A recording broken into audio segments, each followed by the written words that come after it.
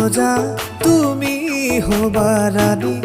আমাৰ এই কাহিনী পিছত পোনা দুটি তুমি চালে দুচকুলে নামি বৰষা বকুলে